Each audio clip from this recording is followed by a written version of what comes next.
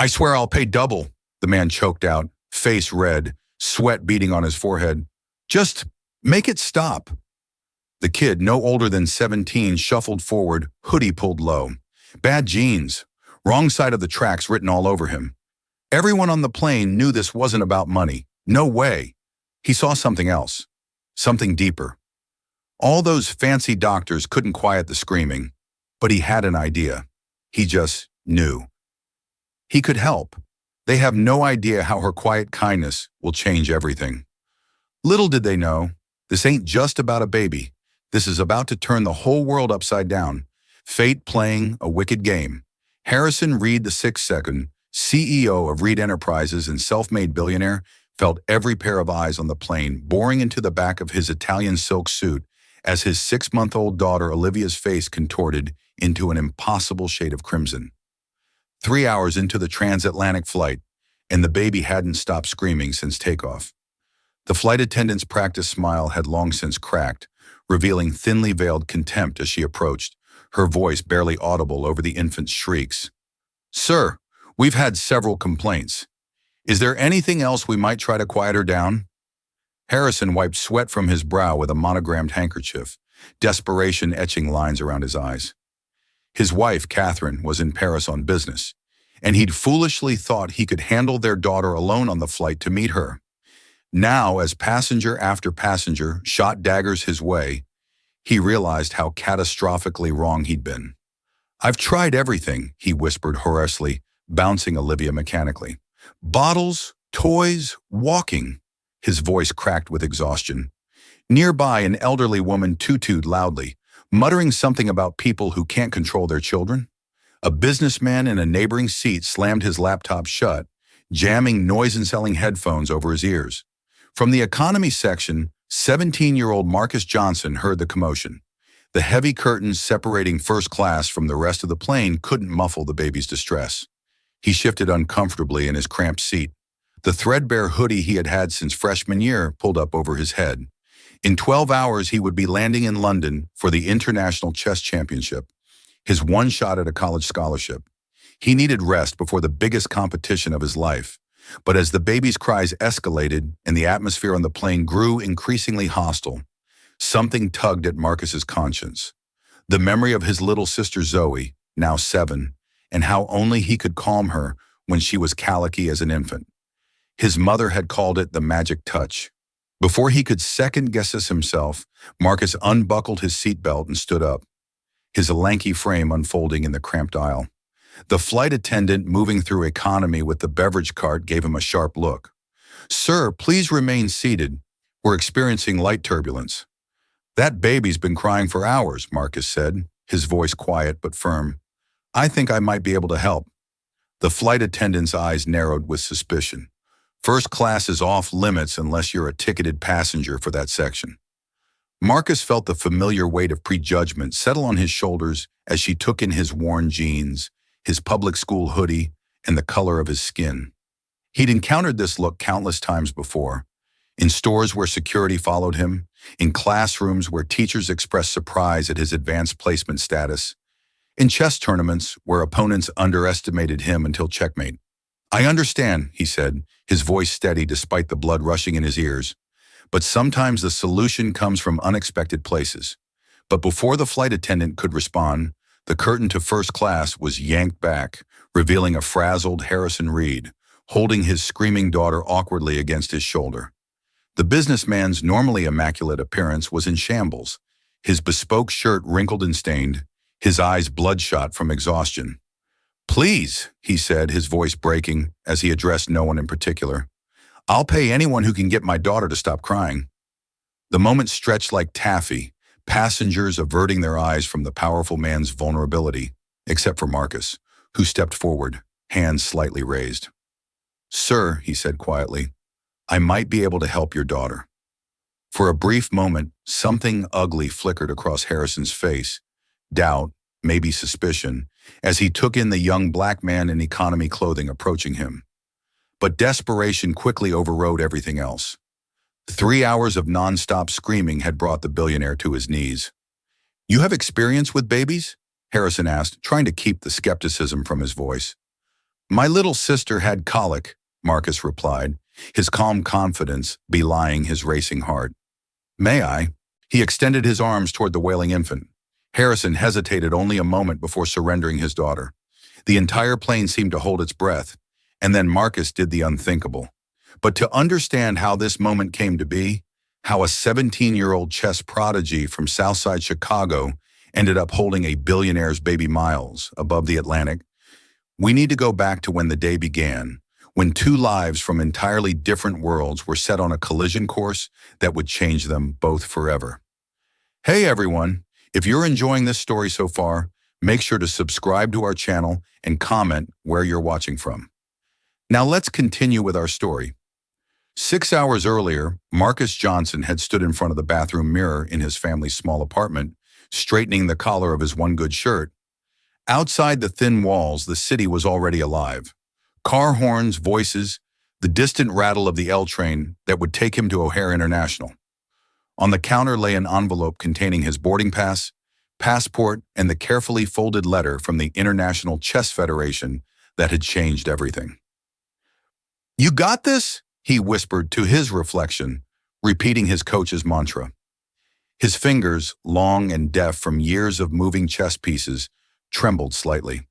Behind him, the bathroom door creaked open, and his mother's face appeared, her night shift exhaustion temporarily eclipsed by pride. "My champion," Gloria Johnson said, her voice thick with emotion. She worked doubles as a nurse's aide to keep their family afloat after Marcus's father had been incarcerated 6 years ago. Every tournament entry fee, every chess book, every late-night practice session had been a sacrifice for her. "London won't know what hit them," Marcus grinned, though anxiety coiled in his stomach like a spring. "It's just the qualifying rounds." "Mom, don't start planning the victory parade yet," she hummed unconvinced, smoothing an invisible wrinkle from his shoulder. The same way it was just the state championship and just the nationals. She cupped his face in her hands, her eyes serious now. "Listen to me.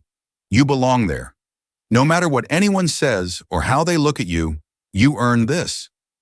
From the small living room, 7-year-old Zoe's voice rang out. "Marcus, your chess stuff is ready." His little sister had laid out his travel chess set, notebook, and lucky pencil on the coffee table with ceremonial precision.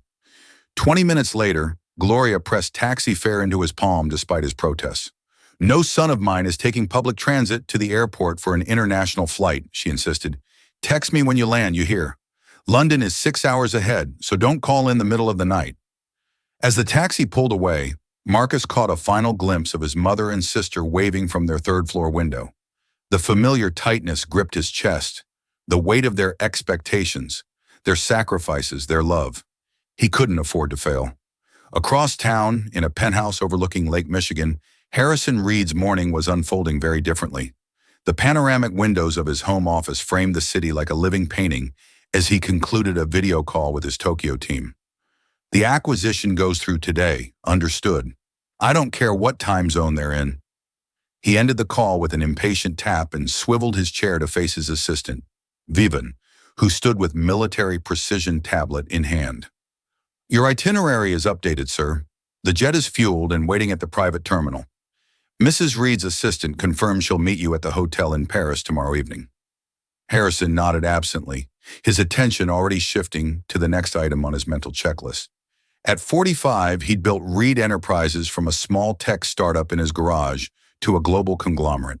Time was his most precious commodity, each minute meticulously allocated for maximum efficiency. "What about Olivia?" he asked, glancing at his watch. His daughter would normally be with the nanny at this hour, but Marie had called in sick, some family emergency he hadn't bothered to inquire about. Vivian's perfect composure slipped momentarily. "Sir, we've been unable to secure a replacement nanny on such short notice. The agency says no agency personnel on the private jet," Harrison finished, pinching the bridge of his nose. It was a security protocol he himself had instituted after a tabloid incident years ago. "What about Catherine's mother?" "Mrs. Otto is still in the Maldives, sir. Unreachable until next week." Harrison suppressed a flare of irritation. His mother-in-law's perpetual vacationing was a source of ongoing tension between him and Catherine. So, you're telling me I need to fly with Olivia alone? Yes, sir, but I've taken the liberty of packing all her essentials and favorite toys, and the flight attendants on the jet are all trained in. We're not taking the jet, Harrison interrupted, a decision crystallizing in his mind. Book us on the commercial United flight to Paris, the one Catherine's on. Vivian blinked, her professional mask momentarily slipping to reveal shock. Commercial, sir, but security protocols. Catherine's already on that flight path just a day ahead. The sooner we catch up to her, the sooner I'm not dealing with this alone. Straightened his cuffs decisively. First class, obviously, and no announcements. I don't want a circus at the airport. 90 minutes later, Harrison sat in United's first-class lounge, uncomfortably aware of the stares from fellow travelers, who recognized him despite his attempt at a low-key appearance. Olivia squirmed on his lap, fascinated by the platinum credit card he'd given her to play with. His phone buzzed with a text from Catherine. Are you seriously flying commercial with our daughter? Have you lost your mind?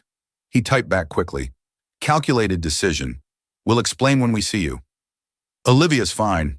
As if on cue, his daughter cooped and grabbed at his tie with surprising strength. Harrison felt a flicker of the unfamiliar pride that occasionally caught him off guard since becoming a father late in life. At 45, with an empire to run, a child hadn't been in his plans, but Catherine had wanted a family, and Harrison had learned long ago that his wife usually got what she wanted. He bounced Olivia gently on his knee, studying her features, Catherine's eyes, his mother's chin. Would he inherit his drive, his relentless ambition, or Catherine's diplomatic charm? He rarely had time for such reflections in the whirlwind of his daily schedule. Mr. Reed, a lounge attendant, approached with a practiced smile. Your flight is boarding now. I will escort you through the priority lane. Harrison gathered Olivia and her surprisingly extensive paraphernalia. How did something so small require so much equipment? The diaper bag alone weighed more than his laptop case. As the first-class passengers were welcomed aboard, Harrison felt a moment of misgiving. He hadn't flown commercial in nearly a decade.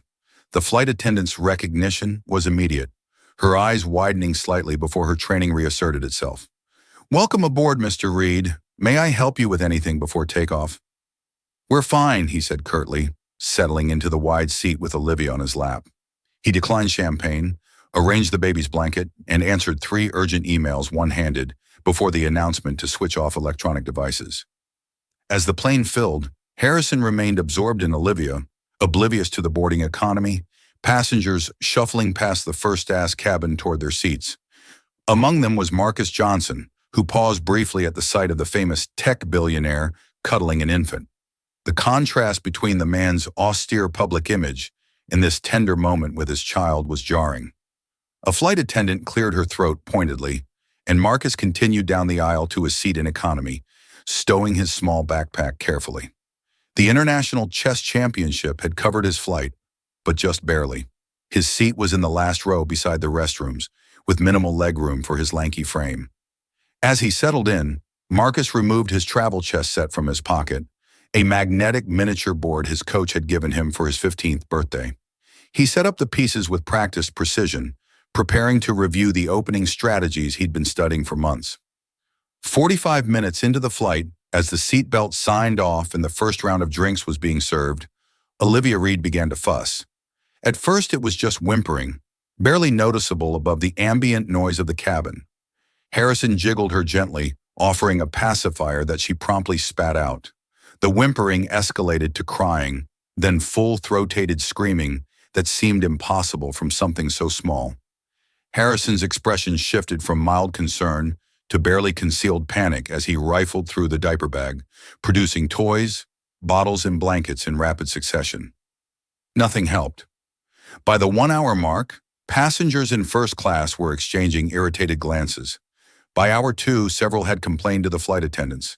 By hour 3, Harrison Reed, a man who commanded boardrooms and brokered billion-dollar deals, was completely undone by his inconsolable daughter. Back in economy, Marcus tried to focus on his chess strategies, but the baby's cries penetrated even his noise-canceling earbuds. He noticed the increasing tension among passengers, the flight attendants' strained expressions as they hurried up and down the aisles. No one seemed to have a solution. As Marcus watched the curtain between classes being yanked back and heard the desperate billionaire's plea, something clicked into place. The same feeling he got during chess matches when he saw a move others missed.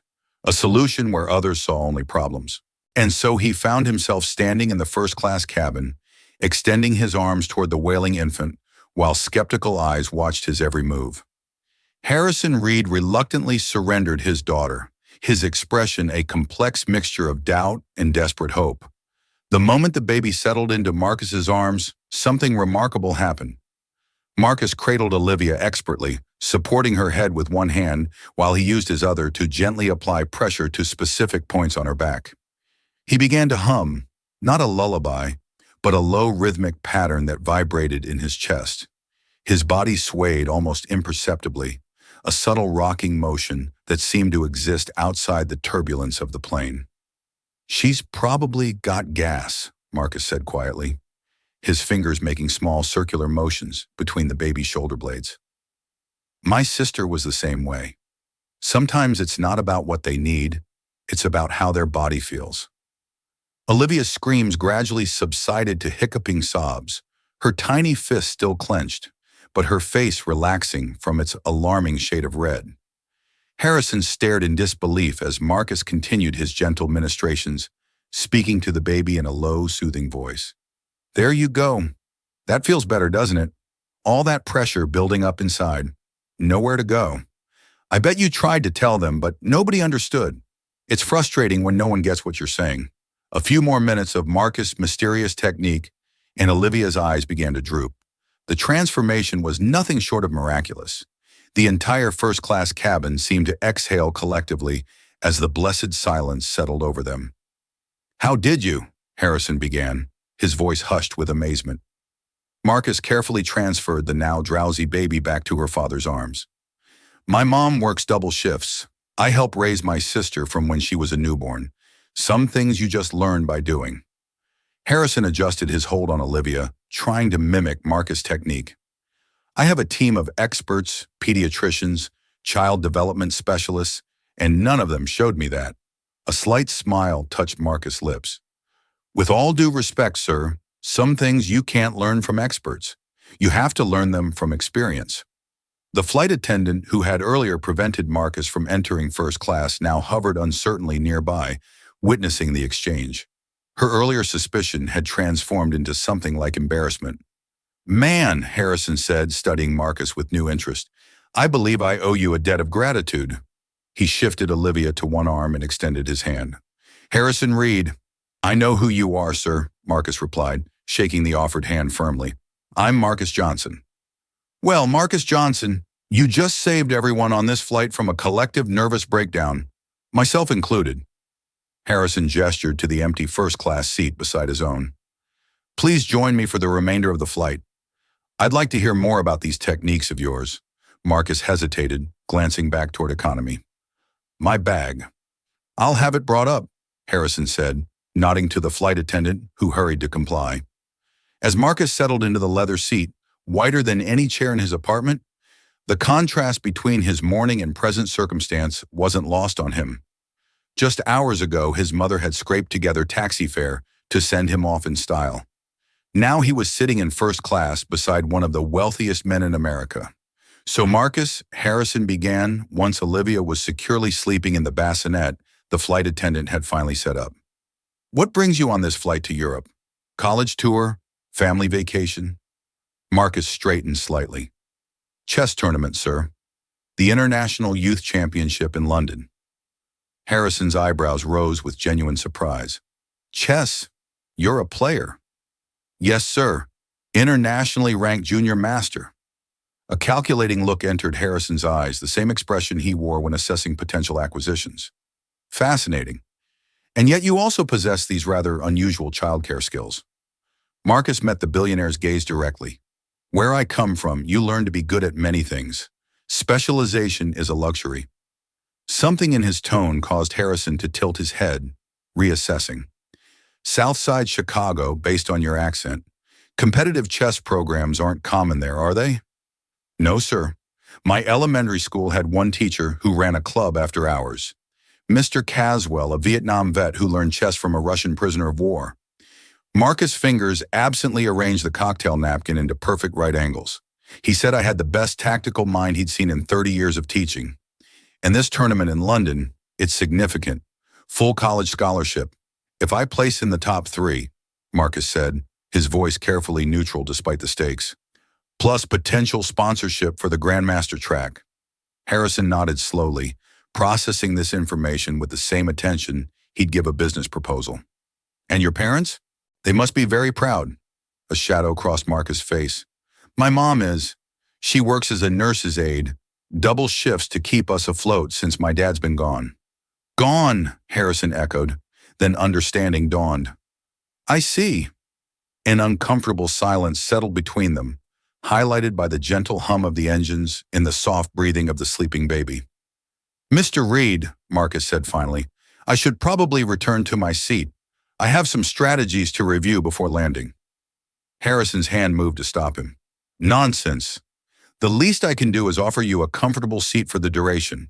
Besides, his eyes flickered to his sleeping daughter, I may need your expertise again before we land. As if on cue, the plane hit a pocket of turbulence, causing Olivia to stir. Both men froze, watching anxiously as she shifted in the bassinet, then settled back into sleep. Tell me about chess, Harrison said quietly, his gaze still on his daughter. I've always found it fascinating, but never had the patience to master it. It's not really about patience, sir. It's about seeing patterns that others miss and understanding that every move has consequences that ripple across the entire board. Like business, Harrison mused. And life, Marcus added. Their conversation flowed more easily after that, moving from chess theory to business strategy, from Marcus' tournament preparations to Harrison's early days as an entrepreneur. The vast differences in their backgrounds and experiences seemed less significant with each passing hour, as they discovered unexpected commonalities in their approaches to problems and challenges. Olivia woke once, fussing slightly, and Marcus demonstrated his techniques again, explaining each movement to an attentive Harrison. It's about pressure points, he said. Same principle as chess, really. Understanding the underlying structure and how different elements connect. Midway through the flight, as they shared the surprisingly decent first-class meal, Harrison posed a question that had clearly been on his mind. You mentioned a scholarship. I assume that means college is otherwise out of reach. Marcus finished chewing before answering. Financially, yes, my grades are good enough for admissions, but even with financial aid, the top programs are expensive, and those are the ones with the best chess teams. Harrison nodded thoughtfully, cutting his steak with precise movements. Which schools are you considering? MIT has shown interest. Also Stanford and Northwestern. Marcus shrugged slightly. Depends on how I do in London. All excellent institutions, Harrison said. I dropped out of MIT my sophomore year to start my first company. A hint of wistfulness crept into his voice. Sometimes I wonder how things might have been different if I'd stayed. Would you have built Reed Enterprises? Perhaps not, at least not in the same way. Harrison took a sip of his wine. But there's value in completing what you start and having a foundation before you build. As the flight progressed, other passengers occasionally glanced their way, curious about the unlikely pair engaged in such intense conversation. The same flight attendant who had earlier blocked Marcus' path now served him with deferential attention, having witnessed Harrison's obvious respect for the young man. 4 hours into their conversation, as the plane began its initial descent over the Atlantic, Harrison asked about Marcus' chess set. Marcus produced the magnetic travel board from his pocket, setting it up on the tray table between them. Care for a game? He offered. Fair warning, I won't throw the match even for a first-class upgrade. Harrison laughed, a genuine sound rarely heard in his boardrooms. I wouldn't expect you to, and I wouldn't learn anything if you did. They played quickly, Harrison displaying more skill than he'd initially suggested. Though Marcus identified weaknesses in his strategy within the first few moves rather than exploiting them immediately, he used the game as a teaching opportunity, explaining principles and tactics as they emerged on the board. You're not playing to win, Harrison observed after 20 minutes. I'm playing to teach, Marcus corrected. Different objective, different strategy. Harrison studied him with renewed interest. Most people in your position would take the opportunity to beat a billionaire at chess. Ego boost. Marcus captured Harrison's bishop with a precise move. My coach says playing to your opponent's level teaches you nothing. Neither does crushing someone with less experience. He gestured to the board. This way, we both learned something.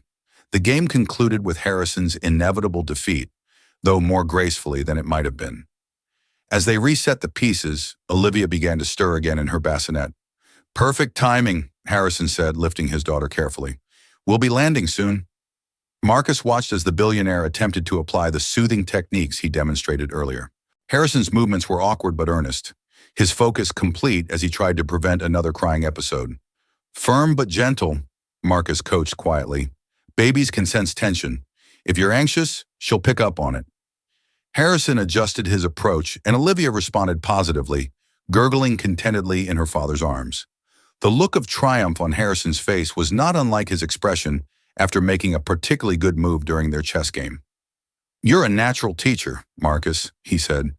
Have you considered that as a career path? Marcus shook his head. Not seriously.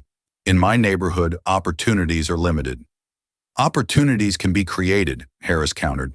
That's what entrepreneurs do. As the captain announced their final approach to Paris Charles de Gaulle Airport, Harrison shifted Olivia to his shoulder and regarded Marcus thoughtfully. I have a proposition for you if you're willing to hear it. Marcus raised an eyebrow, his expression cautious. I'm listening. Your chess tournament in London concludes when? Sunday afternoon, assuming I make the finals. And you're returning to Chicago after that? Marcus nodded. I'm proposing a detour. Harrison said, My wife and I will be in Paris for a week before returning to the States. Given your evidence skills with Olivia, I'd like to offer you a temporary position as her caretaker during our stay. Fully compensated, of course, at well above market rate. Marcus blinked, taken aback. You want to hire me as a nanny? I prefer childcare consultant, Harrison said with a hint of a smile.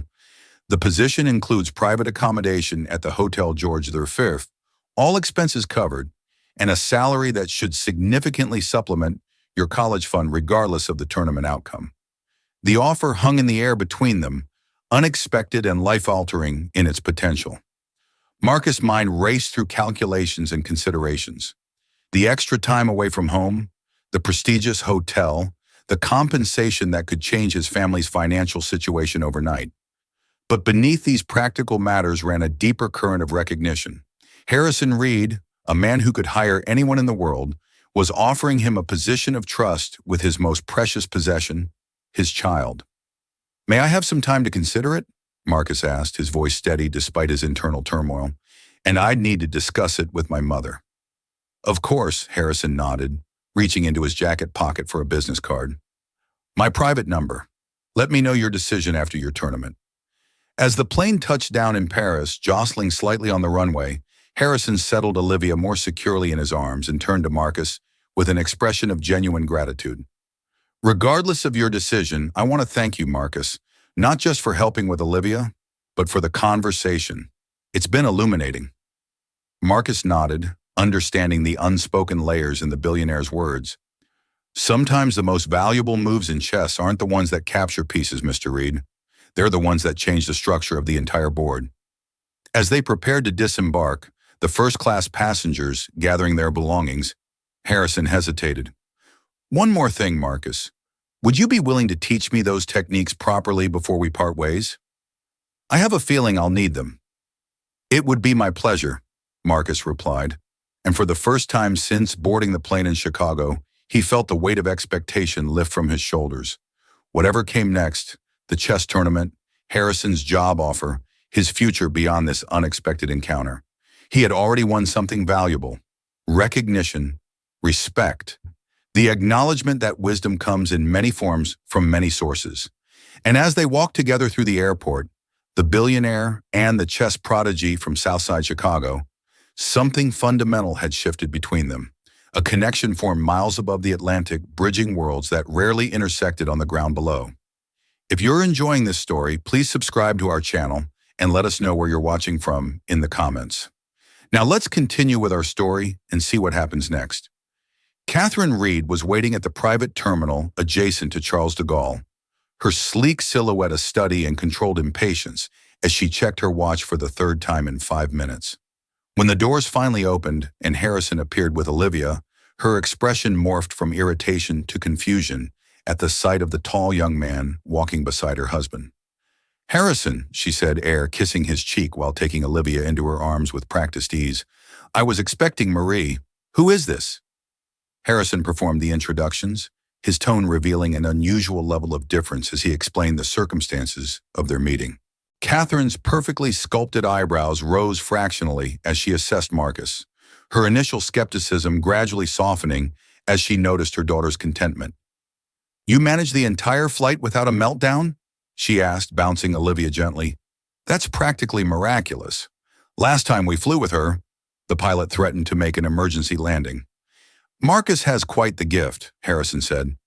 "In fact, I've offered him a position during our Paris stay pending his decision after his chess tournament in London." Catherine's surprise was evident, but years in corporate and social circles had taught her to adapt quickly. "Chess tournament?" Marcus explained his circumstances with the same quiet confidence he displayed on the plane, watching as Catherine processed this unexpected development.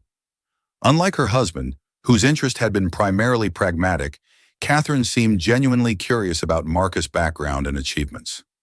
"Junior international master at 17, she mused. "Impressive." Harrison barely manages to concentrate on one chess game without checking his phone. This gentle jab at her husband revealed a warmth beneath Catherine's polished exterior that made Marcus revise his initial impression of her as merely another wealthy socialite. "The car is waiting," Catherine said, glancing at her watch again. "Marcus, can we drop you somewhere?"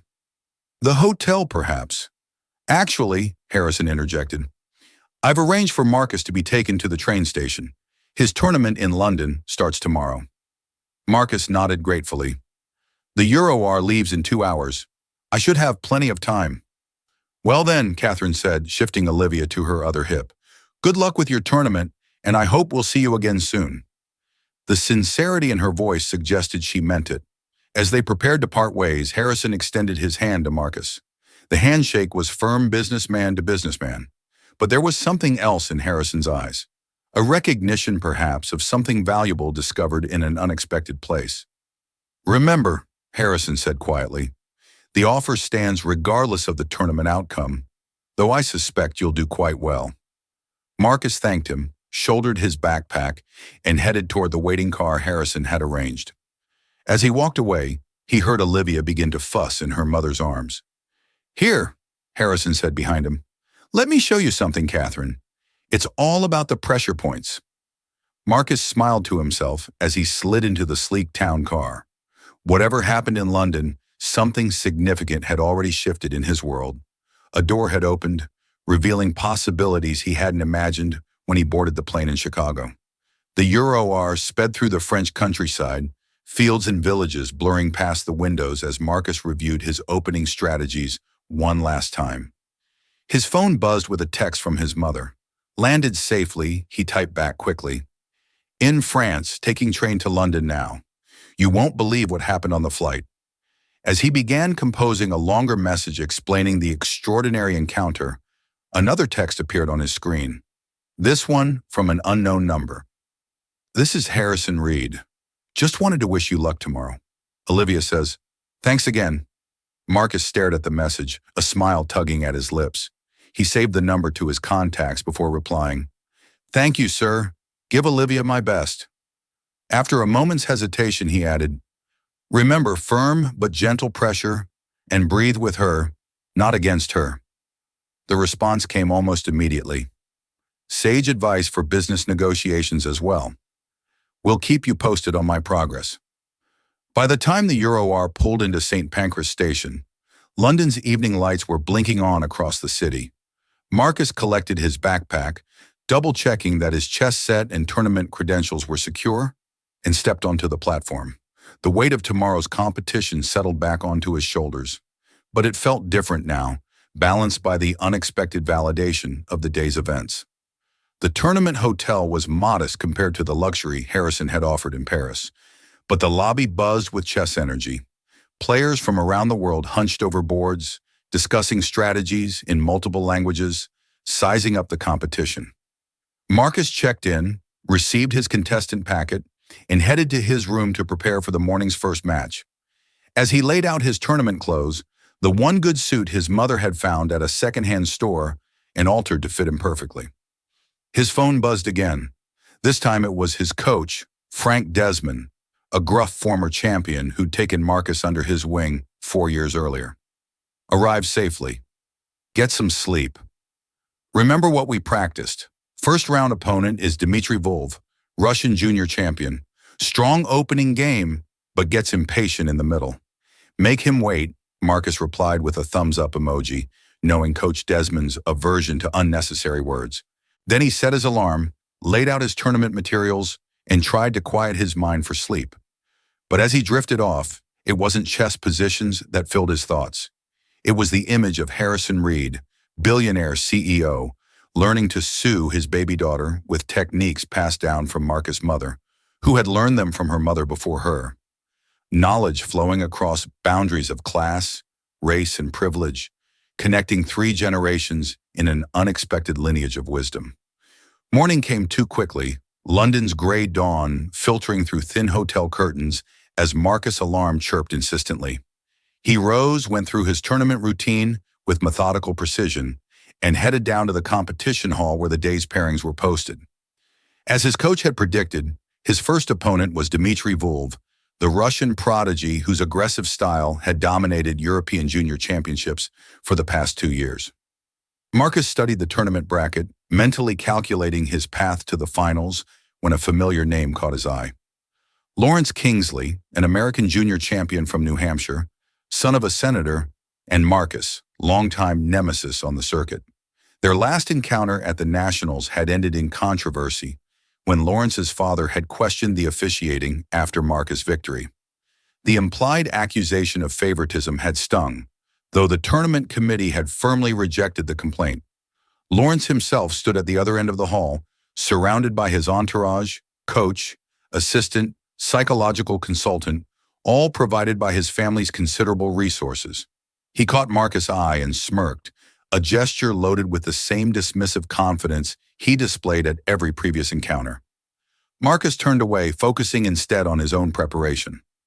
Coach Desmond appeared at his elbow, coffee in hand, his perpetual scowl firmly in place. "Ignore the Kingsley kid," he growled. "He's in your head only if you let him in. Focus on Volv, 1 game at a time." The first round began with ceremonial formality, handshakes, clock settings, the hushed atmosphere of concentrated thought descending over the hall. Dmitry Volv played as expected, aggressive and confident, pushing for an early advantage. Marcus responded with the patient strategy he and Coach Desmond had developed, allowing Volv to extend himself, then capitalizing on the subtle weaknesses that emerged. 3 hours later, Marcus had his first victory. By evening, he had advanced through the preliminary rounds to secure his place in the next day's quarterfinals. Lawrence Kingsley had also advanced, setting up the possibility of a semi-final confrontation if both continued their winning streaks. Back in his hotel room that night, Marcus found a message from Harrison. "How did the first day go?" he replied with a brief summary of his matches and standings, surprised by the billionaire's continued. Harrison's response came quickly. "Excellent progress. Olivia has slept through the night twice using your techniques. Catherine thinks I've been replaced by a body double. Keep us posted on tomorrow's matches." The exchange left Marcus smiling as he prepared for bed. The connection formed on the plane seemed to be evolving into something like mentorship or perhaps even friendship, an outcome he never could have predicted when he boarded in Chicago. The tournament's second day brought increased pressure as the field narrowed. Marcus advanced through his quarterfinal match against a talented player from India, his focus absolute as he maneuvered through a complex middle game to force a resignation at move 37. The victory put him into the semifinals, and as fate would have it, face-to-face with Lawrence Kingsley. Their semifinal match drew a crowd, the history between the two players adding drama to the already tense competition. Lawrence arrived flanked by his support team while Marcus sat alone, Coach Desmond having been called away to assist another of his students who had advanced in the junior division. "All by yourself today, Johnson," Lawrence commented as they set up the board. "No entourage from the south side?" Marcus met his gaze calmly. "I find I think more clearly without distractions." Lawrence's mouth tightened at the implied criticism, but further conversation was cut short by the tournament director's arrival to start the clock. The game began with Lawrence playing white, opening with an aggressive Sicilian variation that had become his signature. For nearly 2 hours, they battled across the 64 squares. Each move a calculated risk, each position a complex puzzle of possibilities. Lawrence played well, forcing Marcus to defend a series of attacks that tested the limits of his preparation. But in the critical moment when Lawrence overextended in pursuit of a tactical advantage, Marcus found the counterattack that Coach Desmond had drilled into him over countless practice sessions. The endgame was mathematical in its precision, Marcus converting his slight advantage into a winning position with the patience that had become his hallmark. When Lawrence finally tipped over his king and resignation, the crowd's murmur rose to an appreciative buzz. "Good game," Marcus said, extending his hand across the board. Lawrence hesitated before accepting the handshake, his grip just a fraction too tight. "Lucky counter," he muttered. "Not luck," Marcus replied quietly. "Pattern recognition. The same position came up in your match against Petrov last year at the Invitational. You made the same choice then with the same result." Lawrence's eyes widened slightly, surprise replacing resentment for a moment. "You studied my games." "All of them," Marcus confirmed, "just as I'm sure you studied mine." A grudging respect flickered across Lawrence's face. "Finals tomorrow, then against Zimmerman." He nodded toward the adjacent board where the German champion had just secured his own place in the finals. "He's been unstoppable this season." "Everyone's stoppable," Marcus said. "It's just a matter of finding the right move at the right time." As he gathered his materials, Marcus's phone buzzed with a text from Harrison. "Semi-final result," he typed back quickly. "Victory finals tomorrow against Zimmerman." Harrison's response was immediate. "Excellent. One more to go. Olivia and I are cheering for you from Paris." The attached photo showed Harrison holding Olivia, both giving thumbs up to the camera, the Eiffel Tower visible through a window behind them. The casual warmth of the image, so at odds with Harrison Reed's public persona, brought a smile to Marcus' face as he headed back to his hotel. That evening, as he reviewed his notes on Zimmerman's playing style, a call came through from his mother. Her voice was thick with emotion when he told her about making the finals. "I knew it," Gloria said, pride radiating through the connection. "I told everyone at work. My son's going to be a champion." "Just the finals, Mom," Marcus cautioned, the same reflexive modesty he displayed in their bathroom days earlier. "Zimmerman's tough," she hummed, unconvinced. "And I suppose you getting to the finals of an international tournament is just another day too." Marcus laughed, recognizing his own words reflected back at him. "Point taken. How Zoe missing her brother told all her friends you're becoming a chess master in London," Grandmaster Marcus corrected automatically. "And that's still years away even if I win tomorrow. One step at a time. One step at a time," Gloria agreed. "Oh, before I forget, there was a call for you from some foundation about a possible sponsorship." I took down the number. Marcus frowned. "What foundation?" "Reed Foundation for Educational Excellence. She said they were considering you for their chess development program. Wanted to talk after the tournament." Marcus' pulse quickened. The Reed Foundation was Harrison's philanthropic organization, known for its selective but generous support of promising students from disadvantaged backgrounds. Had Harrison already set this in motion regardless of Marcus' decision about the Paris offer? "Did they leave a contact name?" he asked, trying to keep his voice casual. "Someone named Vivan. Very professional sounding. I have her number here somewhere." After finishing the call with his mother, Marcus sat on the edge of his hotel bed, turning this new development over in his mind. The chess scholarship had always been his focus, his path to college and beyond. But Harrison's interest, both the Paris offer and now this potential foundation sponsorship, opened doors he hadn't even known existed. His phone buzzed again with a text from Harrison. "Get some rest. Big day tomorrow." "Remember what you told me about Olivia?" Tension transfers. Stay calm. Trust your preparation. The parallels between chess strategy and baby-soothing techniques brought a smile to Marcus's face as he prepared for bed. Two worlds that had seemed entirely separate now connected through unexpected principles.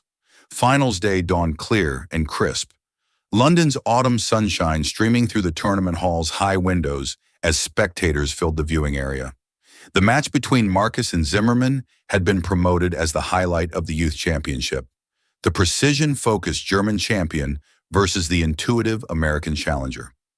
As Marcus took his place at the board, he was surprised to see Coach Desmond in the front row of the audience, giving him a gruff nod of encouragement. Beside him sat an unfamiliar woman in a tailored suit, whom Marcus somehow knew must be Vivian, Harrison's assistant. Her presence confirmed that the Reed Foundation's interest was real, not just a product of his mother's misunderstanding. The final match was scheduled for 5 hours with potential extensions if needed, a test of endurance as much as skill. Zimmerman played white, opening with a conservative queen's gambit that set the tone for a strategic battle. 2 hours in, the position remained balanced, neither player willing to risk the aggressive moves that might create weaknesses. Marcus found himself drawing on the same patience he described to Harrison. The ability to wait for the right moment to recognize patterns as they emerged from apparent chaos.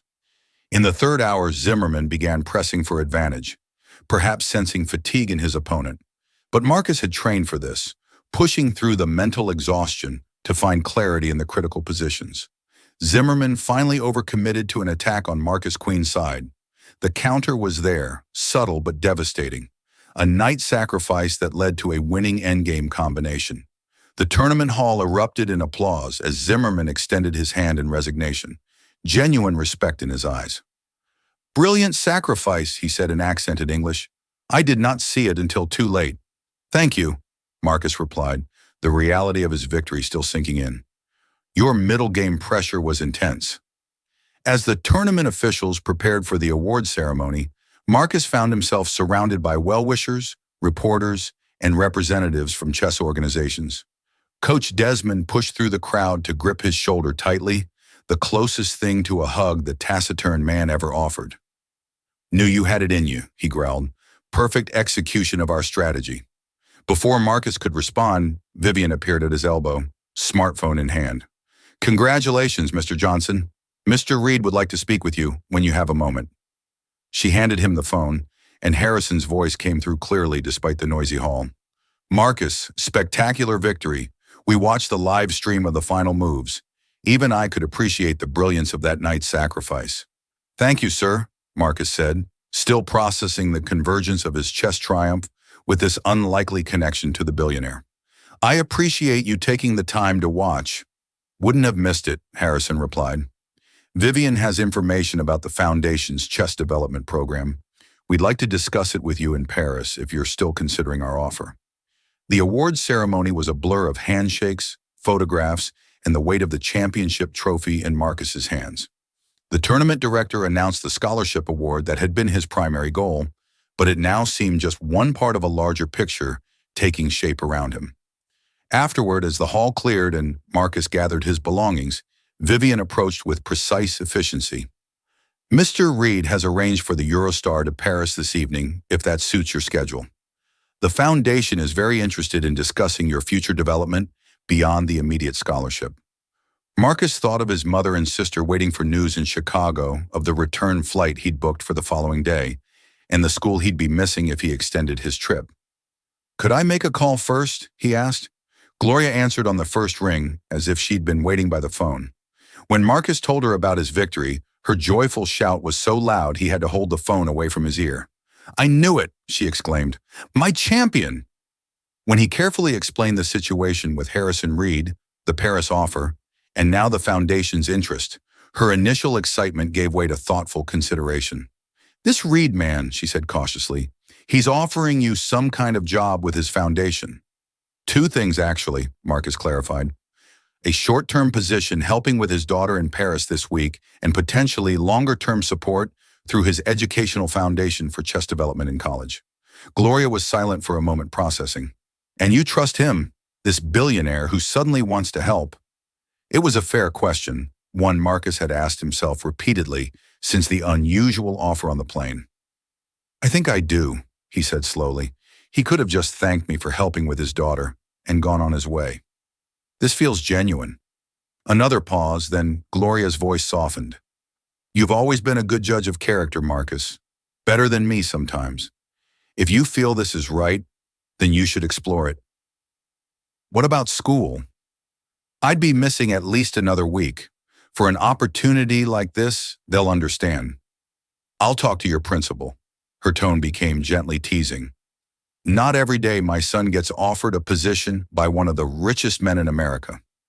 After ending the call with his mother, Marcus turned to Vivian, who had been waiting patiently nearby. "I'd like to accept Mr. Reed's offer, both offers." Vivian nodded, a small smile breaking through her professional demeanor. "Excellent.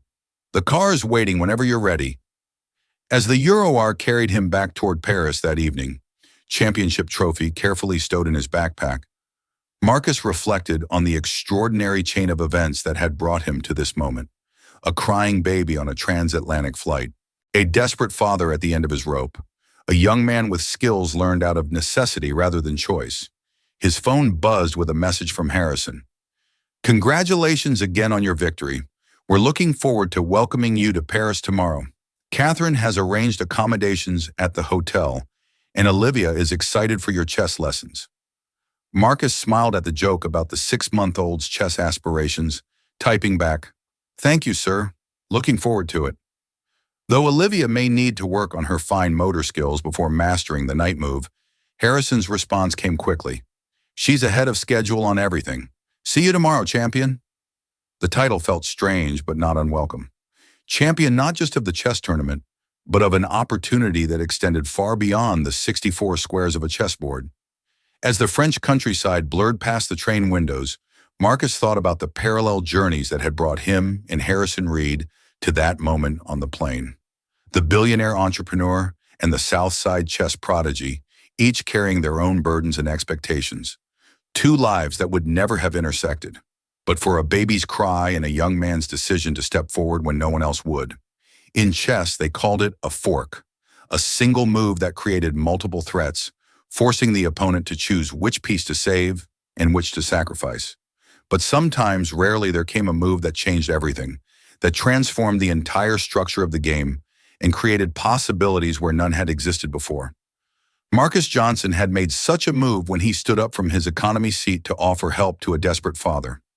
Harrison Reed had made such a move when he looked past his preconceptions to recognize value in an unexpected source. And now, as the Euroar sped toward Paris in the next chapter of this unlikely connection, both of their lives had been permanently altered, their respective boards rearranged in ways neither could have anticipated when they boarded a plane in Chicago with such different destinations in mind.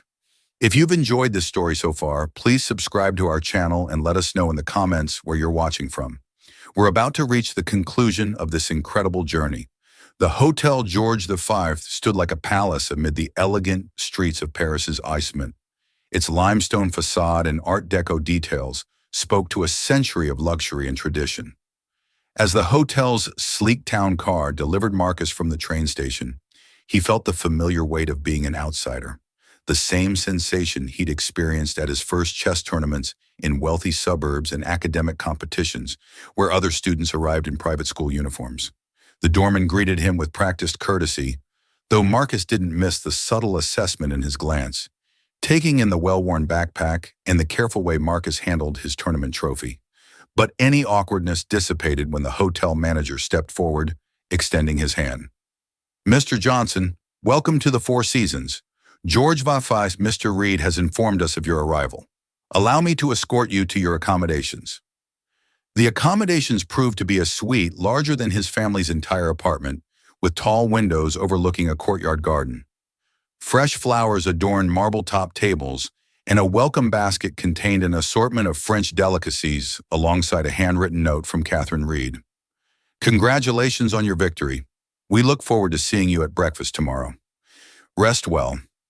Marcus sat down his backpack, placed his trophy carefully on the writing desk, and stood motionless in the center of the suite, momentarily overwhelmed by the stark contrast between his morning in the modest London hotel and this evening in Parisian luxury. His phone buzzed with a text from his mother, landed safely in Paris. He sent back a photo of the suite with the caption, "Safe and sound, rooms bigger than our apartment. Love you." Her response made him smile. "Don't get too used to it, but enjoy every minute. You've earned it." Had he earned it? The question lingered as he explored the suite, running his fingers over fine fabrics and furniture that probably cost more than his mother made in a year. His chess victory had earned him the scholarship that felt clear and legitimate. But this, the luxury, the connection to the Reed family, the sudden interest of a billionaire's foundation, all stem from a simple act of kindness on a plane. Was that something to be earned, or merely the right thing that anyone should have done?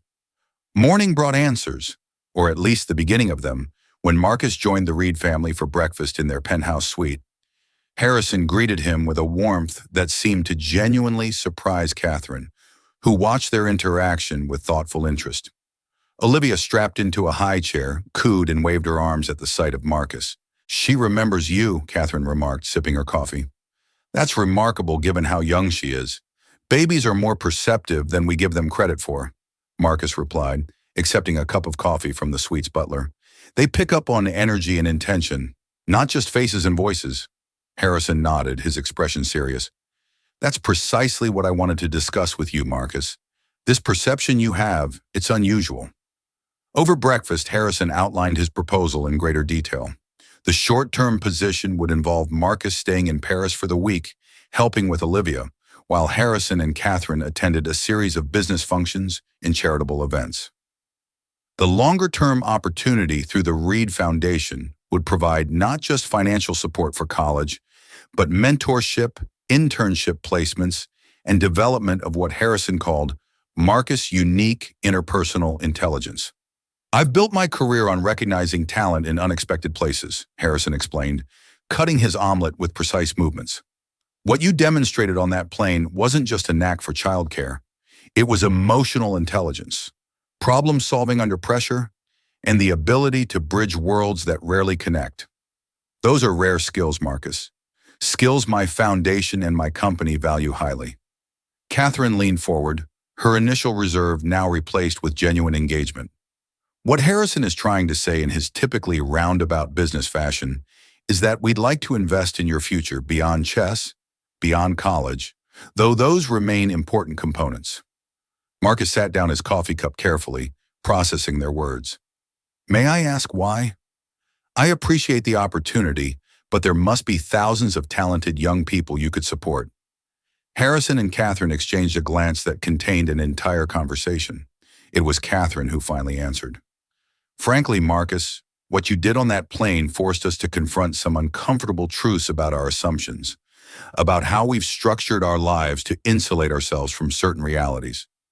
What my wife is diplomatically trying to express," Harrison added, "is that we've built walls around our world, walls that keep out perspectives and wisdom we clearly need."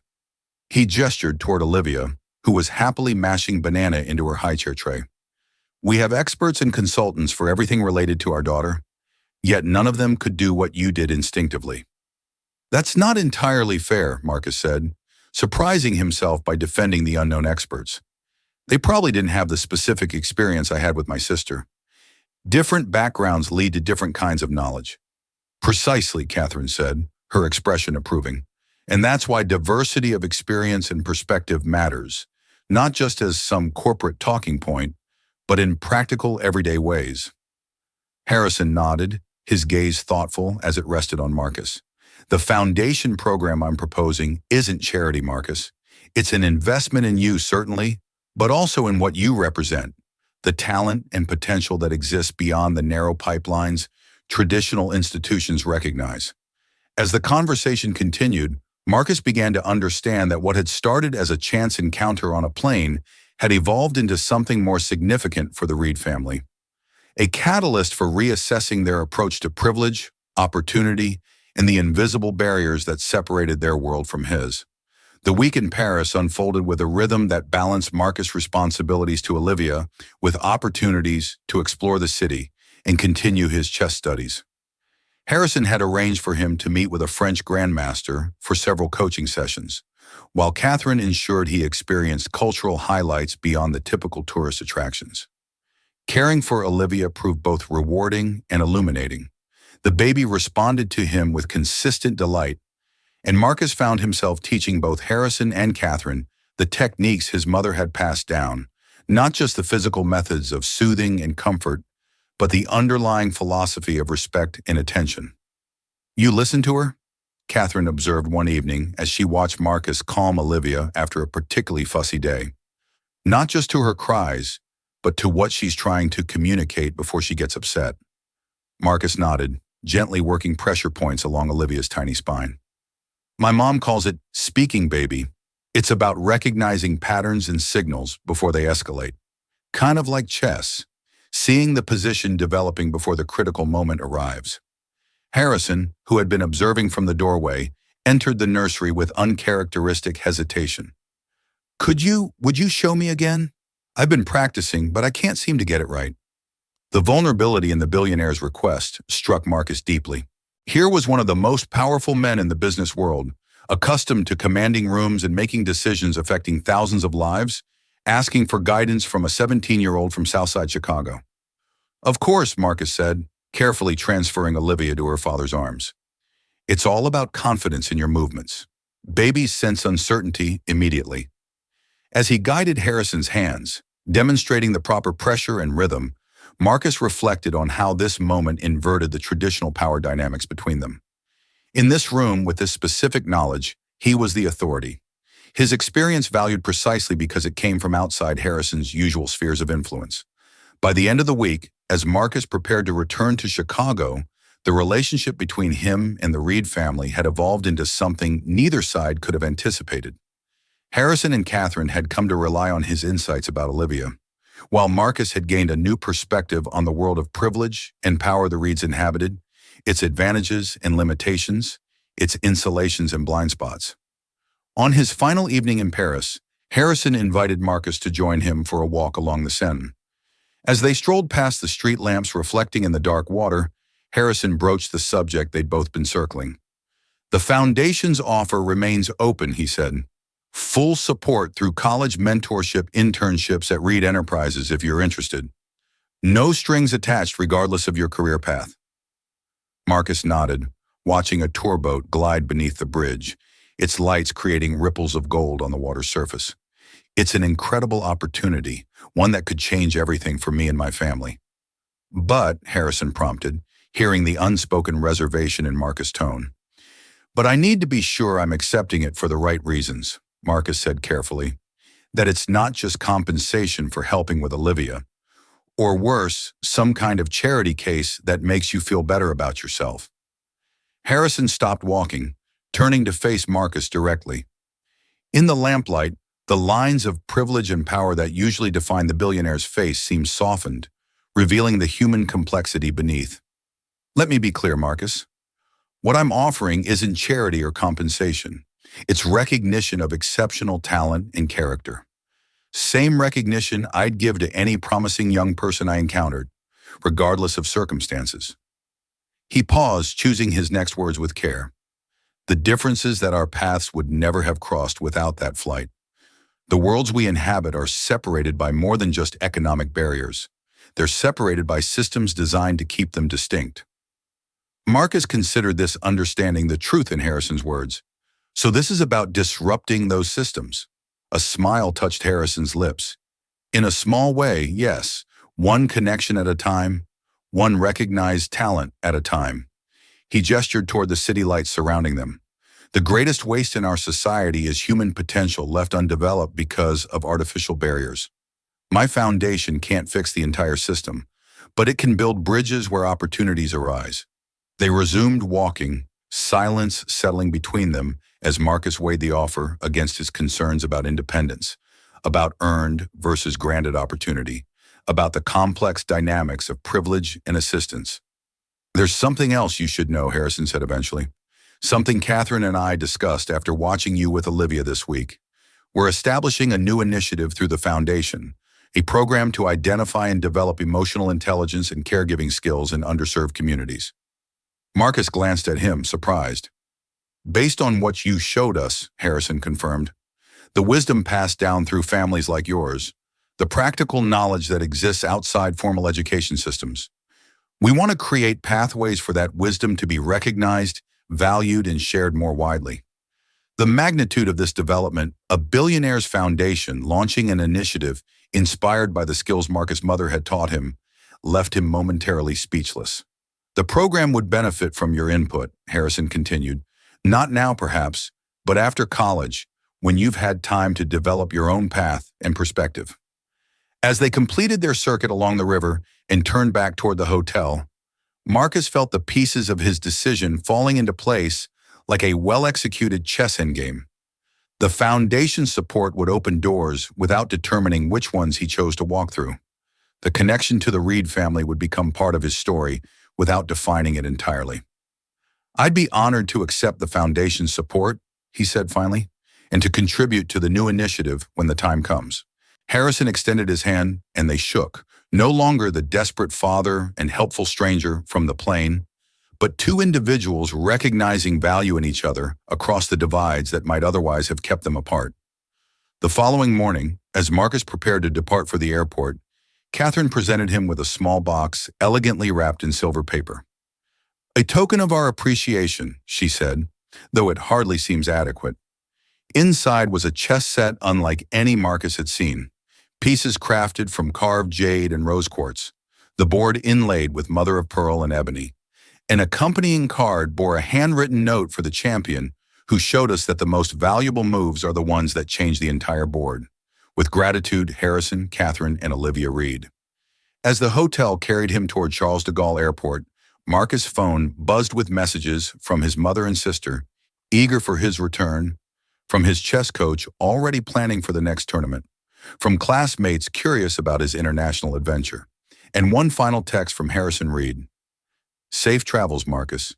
Remember that some connections once formed transcend the circumstances of their beginning. This is just the first move in what I hope will be a long and meaningful game. Looking out at the Paris streets slipping past his window, Marcus reflected on the extraordinary chain of events that had begun with a baby's cry on a plane and culminated in this moment of transition. Returning to his life in Chicago, but with new possibilities, new connections, and a new understanding of his own value and potential. In chess, the most powerful move isn't always the most obvious or aggressive. Sometimes it's the quiet repositioning that changes the entire structure of the game, opening pathways that weren't visible before, creating connections between previously isolated pieces, transforming the board in ways that ripple through every subsequent decision. On a transatlantic flight, a young man from Southside Chicago had made such a move when he offered help to a desperate father and his crying baby. The ripple effects of that choice had altered not just his own trajectory, but the perspectives and priorities of a powerful family, creating possibilities that extended far beyond any single act of kindness. As the plane lifted off from Paris, carrying Marcus back toward the familiar landmarks and challenges of home, he understood that the true value of the connection formed with the Reed family lay not in the material support or opportunities offered, but in the recognition of worth across the boundaries that too often separated potential from opportunity, wisdom from power, one human experience from another. The greatest moves in chess, as in life, are those that build bridges rather than walls, that recognize value in unexpected places and create pathways for that value to transform the entire board. In reaching across the aisle of that first plane, Marcus Johnson had made just such a move. And in the game of life, unlike chess, such moves continue to resonate long after the final piece is played. 3 months later, Marcus stood at the window of his family's apartment, watching snow drift down onto the Chicago streets below. The view hadn't changed. The same cracked sidewalks, the same graffiti-covered wall across the street, the same neighbors hurrying home from bus stops with collars turned up against the winter chill. But he had changed in ways both subtle and profound. On his desk sat the jade and rose quartz chess set from the Reeds, looking almost otherworldly against the backdrop of his modest bedroom. Beside it, a folder of documents from the Reed Foundation outlined the scholarship that would take him to MIT next fall, the mentorship program that had already paired him with a grandmaster for weekly virtual coaching sessions, and the internship waiting for him at Reed Enterprises next summer. "Marcus," Zoe's voice called from the living room. "Mr. Desmond's here." Coach Desmond had changed too in the month since London. The gruff exterior remained, but success had softened some of his perpetual scowl. Marcus' championship had brought new students to his chess program, including several from their neighborhood who might never have considered the game accessible to them before. "Got the board set up," Desmond said as Marcus entered the living room. "No greeting as usual. We're analyzing your match against Petrov from last week. That bishop sacrifice in the middle game was either brilliant or reckless. Haven't decided which." Marcus smiled, settling across from his coach. Their weekly sessions had intensified since London, with Desmond pushing him harder than ever. "Harrison said the same thing when I showed him the position." A flicker of something, amusement perhaps, crossed Desmond's weathered face. The coach had been skeptical of the Reed connection at first, protective of his pro-TA and wary of wealthy patrons with unknown motives. But over time, as the foundation's support proved genuine, and Harrison's chess interest sincere, Desmond had grudgingly accepted the unlikely alliance. "Reed's getting better," he conceded, moving pieces to recreate the critical position. "Still thinks too linearly, but he's asking the right questions now." The mention of Harrison brought Marcus minded back to their most recent video call. The billionaire had been in Tokyo, the skyline visible through floor-to-ceiling windows behind him, yet he'd made time for their weekly chess lesson. Their roles had evolved into something more reciprocal than either could have predicted. Harrison was indeed improving at chess, while Marcus was absorbing business principles and worldviews he'd never been exposed to before. "Speaking of questions," Desmond said, interrupting Marcus' thoughts, "Gloria mentioned the new program the Reed Foundation is launching. The Emotional Intelligence Initiative said you're helping design the curriculum." Marcus nodded, pride warming his chest. "Just the pilot project. We're starting with workshops for medical students at Northwestern, teaching them the baby-soothing techniques my mom passed down, along with other practical wisdom that doesn't make it into textbooks." Desmond grunted, which Marcus had learned to interpret as approval. Applied knowledge, always more valuable than theory alone. From the kitchen, Gloria appeared with a tray of coffee. Her uniform was pressed and ready for her evening shift. But something about her had changed too. A new confidence in her posture, perhaps. The Reed Foundation had offered her a consulting position on the Emotional Intelligence Initiative, recognizing that the wisdom she'd passed to Marcus deserved its own platform and compensation. "Coach, you staying for dinner?" she asked, setting down the mugs. "I made enough. Can't got a new student at 6. Senate candidate's kid. Parents think chess will round out his college applications." Desmond's tone made his opinion of such motivations clear. Marcus and Gloria exchanged knowing smiles.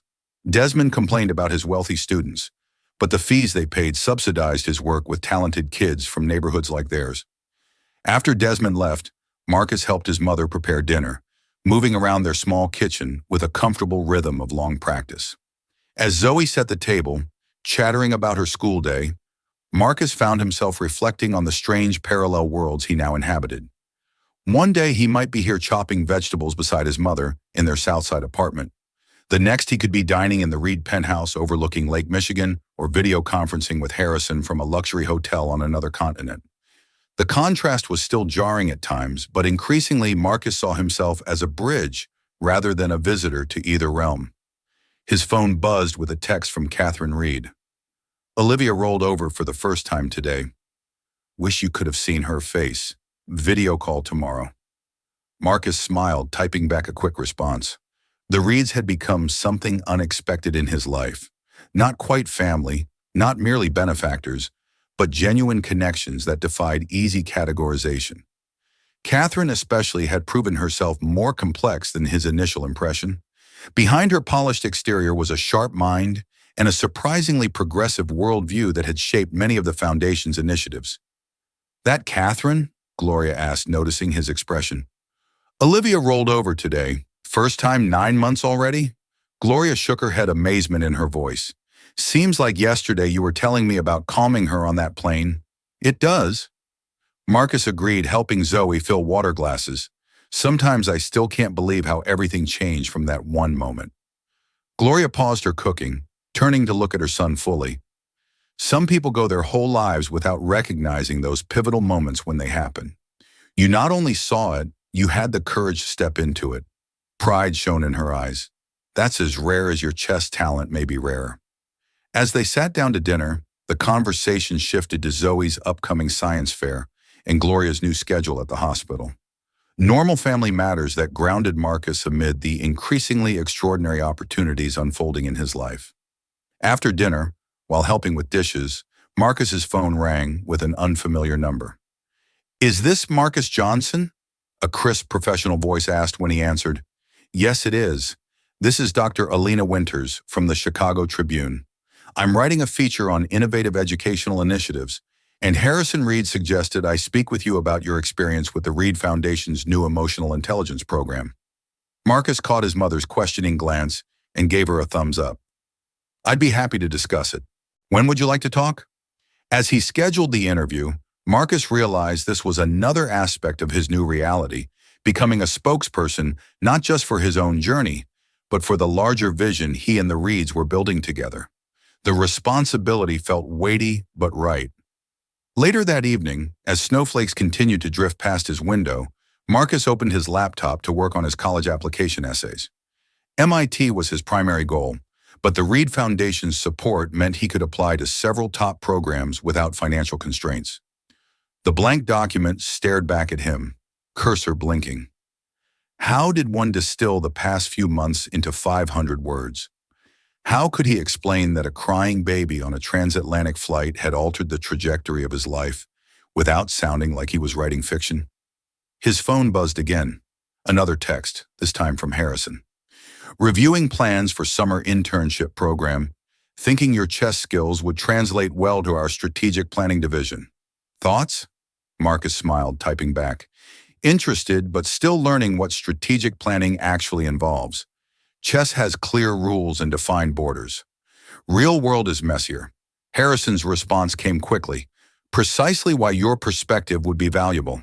The best strategic thinkers see patterns in the mess. You do that naturally." This was the most unexpected gift from their connection. Not the material support or opportunities, but Harrison's genuine belief in Marcus' potential to contribute at the highest levels. Not as a token or curiosity, but as a mind worth investing in. As he turned back to his essay, Marcus began typing, the words flowing more easily.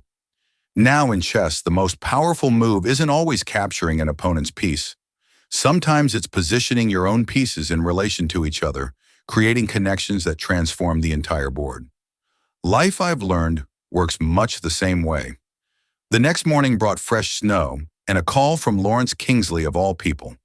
The senator's son had reached out occasionally since London, their relationship evolving from rivalry to something approaching mutual respect. "Johnson, you hear about the International Youth Team Championship in April. They're holding it in Moscow this year." "Coach mentioned it," Marcus replied, surprised by the call. "USA is sending a team, right?" "4 players, Lawrence confirmed. "I've been asked to captain the team, and I want you as our first board." Marcus nearly dropped his phone. First board on the national team was a prestigious position, one that would further cement his standing in the chess world. And for Lawrence to advocate for him spoke volumes about how their dynamic had changed. "That's unexpected." "Thank you." "Don't thank me," Lawrence said, a hint of his old arrogance returning. "You're the best player for the position. Besides, we can't have the Russians thinking they own the chess world. Not in the post-Kasparov era." After the call, Marcus immediately phoned Coach Desmond, who responded with characteristic restraint. "Moscow team, good. About time they recognize your rating deserves it. We'll need to prepare specifically for the Russian opening variations. Their juniors have been studying Petroyan's defensive structures." The coach's matter-of-fact response made Marcus smile. In Desmond's world, every achievement was simply a stepping stone to the next challenge. Every recognition merely confirmation of what he already knew about his students' abilities. When Marcus shared the news with Harrison during their video call that evening, the billionaire's reaction was more awesome. "Moscow. Fantastic opportunity. The foundation will cover all expenses, of course. Harrison's face on the screen showed genuine excitement. Catherine's grandfather was a chess enthusiast who followed the Fischer-Spassky matches religiously. He'd be thrilled about this. Lawrence Kingsley recommended me for first board, Marcus added, still processing that development. Harrison's eyebrows rose. The senator's son, the same one who contested your national victory last year. The very same interesting. Harrison's expression turned thoughtful. You know what's remarkable about you, Marcus? You don't just win games, you transform your opponents. That's a rare quality in any field. The observation stayed with Marcus as he prepared for his newspaper interview the following day. He chose to meet the journalist at a small coffee shop near his school, a neutral ground that felt more comfortable than either his apartment or anywhere more upscale. Dr. Winters proved to be a perceptive interviewer, more interested in the philosophical underpinnings of the Emotional Intelligence Initiative than its surface-level details. So, this program essentially posits that wisdom traditionally devalued because it comes from marginalized communities. Specifically, women and people of color deserves formal recognition and integration into professional training, she clarified, typing notes on her laptop. That's part of it, Marcus agreed. But it's not just about recognition, it's about effectiveness. My mother's techniques for soothing infants work better than many clinical approaches because they're born from practical necessity and refined through generations of experience. And Mr. Reed, a billionaire tech CEO, is championing this because he experienced its value firsthand. Marcus said simply, and because he recognizes that innovation doesn't just come from research labs and corporate think tanks, it comes from people solving real problems with limited resources. Dr. Winters studied him over her glasses. You speak very eloquently for someone so young. Marcus smiled. Chess teaches you to think several moves ahead, including in conversations. She laughed at that, closing her laptop. Off the record, Mr. Johnson, I think what you and the Reed Foundation are doing is remarkable. Breaking down the artificial barriers between different types of knowledge, different ways of solving problems. It's exactly what our fragmented society needs. As they parted ways, Marcus felt a growing sense that the chess championship, impressive as it was, might ultimately be less significant than this other work, the bridge building between worlds that normally remain separate and distinct. That evening, he received an email from Catherine with the formal invitation to join the Reed family in Aspen for the winter holidays. The prospect of his first ski trip of celebrating Christmas in a mountain lodge with people who had been strangers just months ago felt surreal. Yet when he mentioned it to Gloria, her response surprised him. You should go, she said without hesitation. Zoe and I will be fine. My sister's coming up from Atlanta anyway. You're sure? It's our first Christmas since. He didn't need to finish. It would be their first Christmas since his father's incarceration that Marcus wouldn't be home. The thought brought a pang of guilt. Gloria squeezed his shoulder. Life is expanding for you, baby. That's what I've always wanted. Don't shrink your world to match what you think mine needs. Her wisdom, as always, cut straight to the heart of his concern. Marcus hugged her tightly, marveling at how she could read his unspoken thoughts so accurately, the same intuitive understanding he demonstrated with Olivia on the plane. Besides, she added with a smile, Catherine already called me. They've invited us all to their New Year's gathering in Chicago. Seems they want to meet the source of your baby whispering skills. Marcus laughed. You're going to love Catherine. She reminds me of you sometimes, sees right through pretense. Later that night, Marcus received an unexpected package via courier. Inside was a vintage book, My System by Aaron Nimzik, a classic chess text from 1925. A note in Harrison's handwriting accompanied it. Found this first edition while in Tokyo. Thought of you immediately. Nimzik understood that controlling the center often matters more than capturing pieces, positioning over acquisition. Seems relevant to our ongoing conversations about systems chain HR. As Marcus carefully turned the fragile pages, he reflected on how his relationship with Harrison had evolved. The billionaire's gifts were never merely extravagant. They were thoughtful, personal, chosen to foster Marcus' development in specific ways. This wasn't the superficial philanthropy of a wealthy man easing his conscience, but the genuine investment of a mentor who saw something valuable to nurture. The following weeks brought a flurry of activity, preparations for the Moscow chess tournament, interviews for the Tribune feature, college application deadlines, and planning for both the Aspen trip and the Foundation's Emotional Intelligence Pilot program. Marcus found himself constantly shifting between worlds, from chess club meetings in his school's dusty classroom to video conferences with professors developing the curriculum for medical students. Through it all, he maintained his weekly chess lessons with Harrison, which had become as much about philosophy and life strategy as about the game itself. During one such session, as they analyzed a particularly complex position, Harrison posed an unexpected question. Do you ever wonder what would have happened if Olivia hadn't been crying that day? If our paths had never crossed, Marcus considered this as he moved a knight on the virtual board between them. I believe I'd still have one in London. Still earn the scholarship? Undoubtedly, Harrison agreed. But what about the rest? The Foundation initiative, the mentorship network we're building. Someone else would have eventually recognized the value in what my mother taught me, Marcus said after a thoughtful pause. But it might have taken years, and the platform wouldn't have been as immediate or far-reaching. Harrison nodded, studying the board. Systems resist change until a catalyst appears, something that can't be ignored or explained away by the existing paradigm. He moved his queen decisively. That's what you were on that plane, a catalyst that forced me to confront the limitations of how I'd structured my world. We were catalysts for each other, Marcus corrected gently, countering the move. Your recognition of value in my experience was as unexpected in my world as my solution was in yours. Harrison smiled, conceding both the point and a few moves later. The game, which is why the initiative needs to be about creating more such intersections. Structured coincidences, if you will. Structured coincidences, Marcus repeated, liking the term creating conditions where different kinds of knowledge can collide productively. This concept became central to Marcus' MIT application essay, which he completed the following weekend.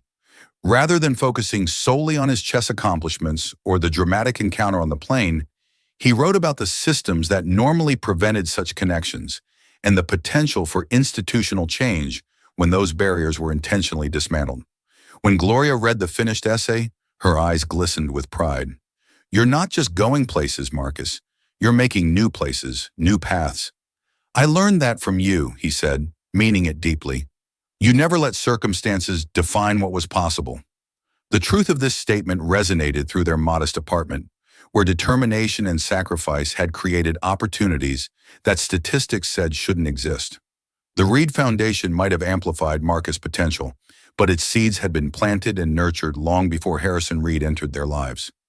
As December arrived and preparations for the holidays intensified, Marcus received another unexpected call, this time from Raymond Miller, the Reed Enterprises engineer who had originally recommended him for the summer internship. The older man had become an informal mentor since their introduction, offering insights into the corporate culture Marcus would be entering. I've been reviewing your aptitude assessments, Miller said without preamble. Your spatial reasoning and pattern recognition scores are off the charts, as expected, but I'm particularly interested in your performance on the system's thinking module. Is that good or bad? Marcus asked, remembering the challenging series of problems that had required him to anticipate how changes in one variable would affect multiple interconnected systems. It's exceptional, Miller replied, and it confirms my recommendation that you spend time with our product integration team this summer. They're working on technologies that need exactly your type of cognitive approach. The validation from a respected engineer carried different weight than Harrison's personal belief in him. This was professional recognition based on measurable abilities, not the goodwill generated by helping with a crying baby. I'd like that, Marcus said, feeling yet another door opening to a future he couldn't have imagined months earlier. That evening, as snowflakes swirled past his window, Marcus opened Nimzowicz's book again, finding wisdom in the decades-old text that applied far beyond the chessboard. The master's emphasis on controlling the center, on creating harmonious structures rather than isolated victories, spoke directly to Marcus' evolving understanding of how systems change in games, in organizations, in society. His phone chimed with a text from Catherine. Olivia asked for Marmar today. Well, it was more like Mama, But Harrison and I are convinced she meant you. Her first word. The message brought an unexpected lump to Marcus' throat. The bond he'd formed with the Reed baby had continued through video calls and his occasional visits to their home. Olivia's developmental milestones had become meaningful markers in his own journey, reminders of where this extraordinary chapter in his life had begun. As he prepared for bed, Marcus glanced at his calendar for the coming weeks. Chess tournament preparations, foundation meetings, final exams, holiday travel. The schedule would have seemed impossible months ago, but now it felt like the natural unfolding of his expanding world. He thought back to that moment on the plane, standing in the aisle while the flight attendant eyed him suspiciously. How close he had come to accepting her dismissal, to returning to his seat in economy, and letting the crying baby remain someone else's problem. One small decision to persist to offer help despite the barriers had altered not just his trajectory, but created ripples affecting many others. The Reed Foundation's Emotional Intelligence Initiative had already received applications from major medical schools across the country. The chess program coach Desmond Ran had doubled in size with new students from neighborhoods like Marcus, discovering the game for the first time. Even Lawrence Kingsley had been transformed by their encounters. His worldview subtly shifted by competing with and ultimately respecting someone from a background so different from his own. Marcus climbed into bed, his mind still moving through the interconnected pieces of his life like chess positions on a multidimensional board. As he drifted towards sleep, Gloria's words echoed in his thoughts. You're not just going places, you're making new places, new paths. And that perhaps was the most unexpected outcome of all. Not just the doors that had opened for him, but the doors he was now helping to create for others. Structured coincidences, intentional intersections, new pathways between worlds that too often remain separate and distinct. His last conscious thought before sleep, claimed him, was of the chess piece that had won him the championship in London. A knight moving in its distinctive L-shaped pattern, the only piece on the board that could jump over others, creating connections where none seemed possible. Thank you so much for watching our story. If you enjoyed it, please subscribe to our channel and share your thoughts in the comments below. Where are you watching from? We'd love to know. And don't forget to turn on notifications so you never miss our next story.